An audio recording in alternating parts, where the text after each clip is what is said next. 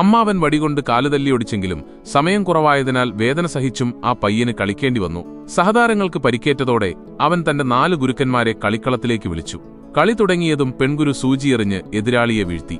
മറ്റൊരു ഗുരു കൈവീശി എല്ലാവരെയും അകറ്റി നിർത്തിയപ്പോൾ നീളൻ മുടിയുള്ള ഗുരു ബോൾ തടഞ്ഞു. പയ്യൻ പന്തുമായി ചാടി സ്ലാം ഡങ്ക് ചെയ്തതോടെ പോയിന്റ് നില മെച്ചപ്പെട്ടു. ഫൗൾ വിളിക്കാൻ ശ്രമിച്ച റഫറിയുടെ ശബ്ദം പെൺഗുരു സൂചിയെറിഞ്ഞ് അടപ്പിച്ചു. പ്രകോപിതരായ എതിർ ടീം ആക്രമിക്കാൻ വന്നുവെങ്കിലും കുങ്ഫു കരുത്തിനു മുന്നിൽ അവർ പരാജയപ്പെട്ടു. ആളുകൾ ആർത്തുവിളിച്ചുവെങ്കിലും മർദ്ദനത്തിന് 4 ഗുരുക്കന്മാരും സസ്പെൻഷനിലായി. രണ്ടാം പകുതിയിൽ പരിക്കേറ്റവർ ഷാവോലിൻ വിദ്യയാൽ സുഖം പ്രാപിച്ചു മടങ്ങിയെത്തി. പയ്യനും ക്യാപ്റ്റനും ചേർന്ന് സ്കോർ ഏകദേശം തുല്യമാക്കിയെങ്കിലും അവസാന നിമിഷം ക്യാപ്റ്റന് പഴയ പരിക്ക് വിനയായി.